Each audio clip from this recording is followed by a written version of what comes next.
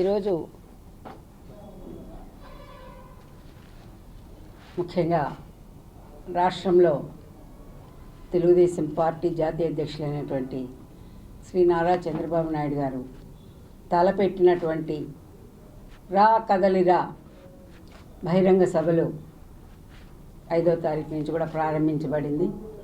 వీటన్నిటిని కూడా మరి విజయవంతం చేసే దిశగా రాష్ట్రంలో ఉన్నటువంటి 175 నియోజకవర్గాల్లో కూడా మరి ప్రెస్ మీట్లు నిర్వహించి ప్రజల్ని చైతన్యపరిచి ఈ రా కదలిరా బహిరంగ సభలు మరి మన అధినాయకుడు ఏ విధంగా అయితే ఈ అవినీతి పాలనను ప్రశ్నిస్తూ ప్రజల్ని చైతన్యపరుస్తూ మరి రాబోయేటువంటి తెలుగుదేశం పార్టీ ఏ విధంగా ప్రజలకి భరోసా ఇవ్వనుందో, ఏ విధంగా మరి ఆయన షూరిటీ ఒక నమ్మకాన్ని కలిగించాలనే ఒక ముఖ్య ఉద్దేశంతో ఈ రోజున ఈ రా కదలిరా బహిరంగ సభలు దాదాపు 25 పార్లమెంట్లో కూడా వరుసగా 22వ తేదీ ముగించే విధంగా కూడా ఈ రా కదలిరా బహిరంగ సభలు షెడ్యూల్ తయారు చేసుకోవడం జరిగింది. ఇప్పటికే కనిగిరిలో ప్రారంభమై దాదాపు 6 బహిరంగ సభలు కూడా జరిగాయి.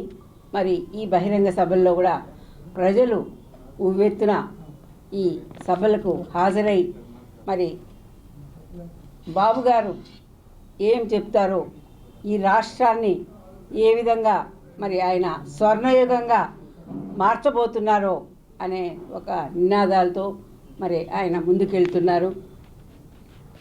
ప్రజలందరూ కూడా ఆకర్షితులై ఈ రోజున ఆయన పాల్గొనేటువంటి బహిరంగ సభలను విజయవంతం చేస్తున్నారు. మరి ముఖ్యంగా ఈ రా కదలిరా బహిరంగ సభల యొక్క ముఖ్య ఉద్దేశం ఇదివరకు ముందు చెప్పినట్టుగా ఏపీ ప్రజలకు వైఎస్ఆర్సీపీ చేస్తున్న అన్యాయాలను అక్రమాలను ఎత్తి చూపేందుకే చంద్రబాబు నాయుడు గారు రా కదలిరా బహిరంగ సభలు నిర్వహిస్తున్నారు. ఏమైంది? అదేవిధంగా జగన్మోహన్ రెడ్డి ప్రభుత్వం అవినీతి అన్యాయాలపై ఇదివరకు ముందే మరి ఆయన అందిస్తున్నటువంటి పరిపాలన పైన ప్రజలకి ఒక అవేర్నెస్ కల్పిస్తూ బాదుడే బాదుడు కార్యక్రమం ద్వారా ఏ విధంగా ఈ పరిపాలనలో ప్రజలంతా కూడా కష్టపడుతున్నారో, మరి ప్రతిదీ రేటు పెరిగిపోయి ఏది అందుబాటులో లేక కనీసం 2 పూట్ల కూడా అన్నం తినలేని పరిస్థితి పేద ప్రజలకి ఈ రాష్ట్రంలో నెలకొనుంది. వాటన్నిటిని కూడా మరి ఇప్పటికే ప్రజలు ఇదేం కర్మ ద్వారా ఒక డాక్యుమెంటేషన్ ద్వారా కూడా వాళ్ళంతా కూడా దాన్ని నిజ నిర్ధారణ చేయడం జరిగింది. ఆ విధంగా చేసినటువంటి ఇదేం కర్మలో వచ్చినటువంటి ప్రజల యొక్క స్పందనని తీసుకొని ఈరోజు మరి చంద్రబాబు నాయుడు గారు రా కదలిరా సభల్ని నిర్వహిస్తున్నారు. సాగునీటి ప్రాజెక్టులపైన ఆయన కార్యక్రమాలు చేస్తుంటే ఆయన్ను అక్రమంగా అరెస్ట్ చేసి 52 రోజులు జైల్లో పెట్టి మరి వేధించడం జరిగింది. ఇదంతా కూడా వాళ్ళ యొక్క స్ట్రాటజీలో భాగాలే.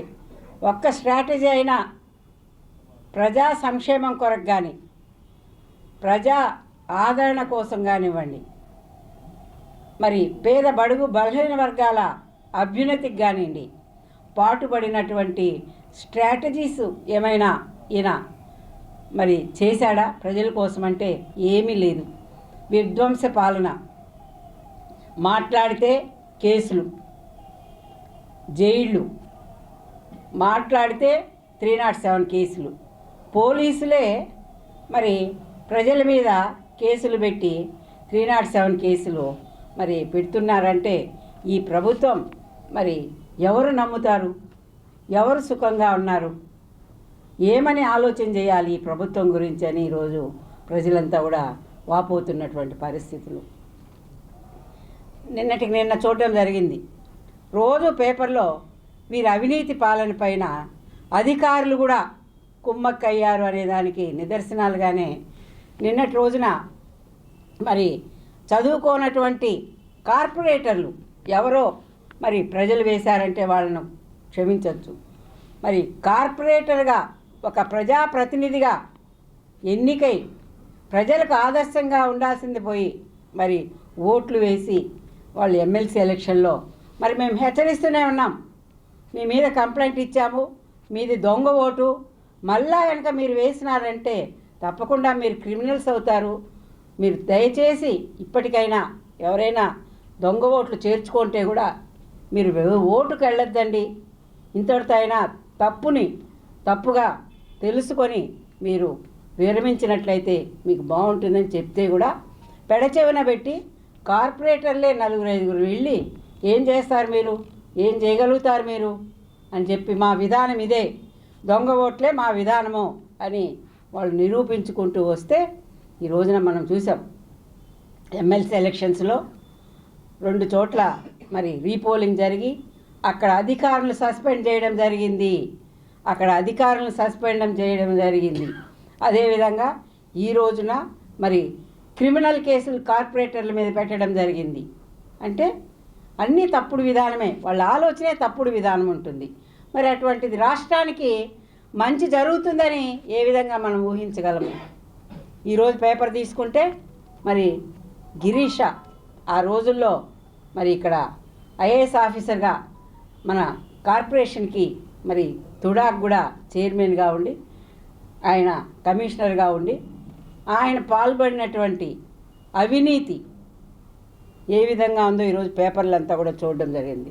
30,000 ఓట్లు ఆ రోజుల్లోనే మరి ఆయన ఒక ఐఏఎస్ దగ్గర ఉండాల్సిన లాగిన్ని రాజకీయ నాయకులు ఎవరైతే శాసనసభ్యులు ఉన్నారో వారి కుమారుడు అభినయ్ రెడ్డి ఉన్నాడో ఆయనకే ఇవ్వడం జరిగింది అని ఈరోజు election commission, central election commission ఈరోజు వారిని ప్రశ్నించడం జరిగింది. అంటే ఇంతకన్నా దారుణం ఏమన్నా ఉంటుందా చెప్పండి? తిరుపతి నగర ప్రజలు కూడా మీరందరూ కూడా దీన్నంతా కూడా మరి గమనించాలని కూడా నేను కోరుతున్నాను. మరిన్ని వీడియోస్ కోసం ఛానల్ ని సబ్స్క్రైబ్ చేయండి, లేటెస్ట్ అప్డేట్స్ కోసం వాట్సాప్ ఛానల్ ని ఫాలో చేయండి అండ్ లింక్ డిస్క్రిప్షన్ లో ఉంది.